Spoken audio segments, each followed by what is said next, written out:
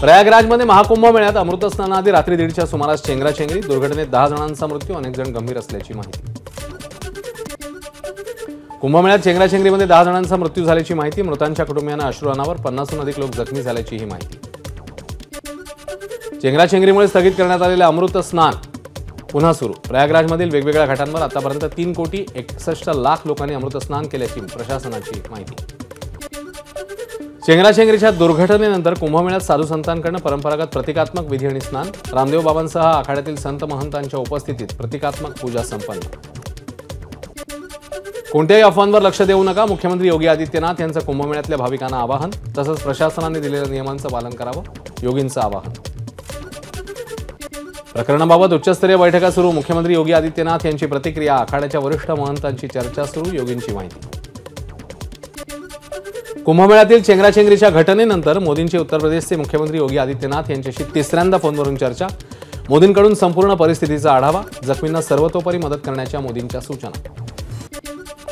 चेंगराचेंगरीच्या घटनेनंतर केंद्रीय गृहमंत्री अमित शहांचा योगी आदित्यनाथ यांच्याशी फोनवरून संवाद, संपूर्ण घटनेची घेतली माहिती, केंद्राकडून मदतीबाबत चर्चा झाल्याचीही माहिती। श्रेयवादातनं कुंभमेळ्यात लोकांना प्राण गमवावे लागले, संजय राऊतांचा योगी सरकारवर हल्लाबोल। यूपीच्या मुख्यमंत्र्यांनी मार्केटिंगपेक्षा व्यवस्थेवर लक्ष देणं गरजेचं, राऊतांची टीका।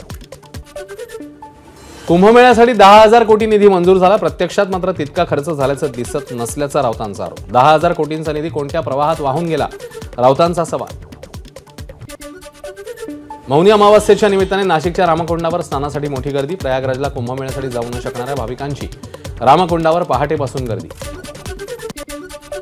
सरपंच देशमुखांच्या हत्येला 50 दिवस पूर्ण, कृष्णा आंधळेच्या फरार असण्यालाही 50 दिवस, धनंजय मुंडेंच्या राजीनाम्यासाठी आंदोलक आग्रही।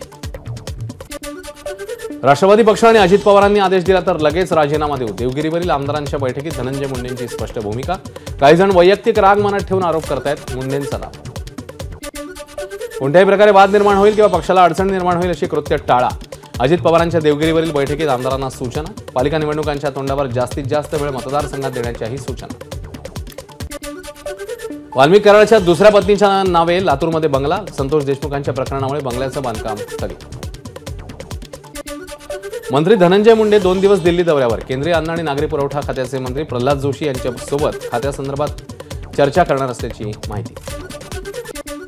मुख्यमंत्री फडणवीस आजपासून 3 दिवस दिल्ली दौऱ्यावर, दिल्ली विधानसभा निवडणुकीसाठी फडणवीस प्रचार करणार, 29, 30, 31 जानेवारीला फडणवीसांचा दिल्लीत मुक्काम। एबीपी माझा, उघडा डोळे बघा नीट।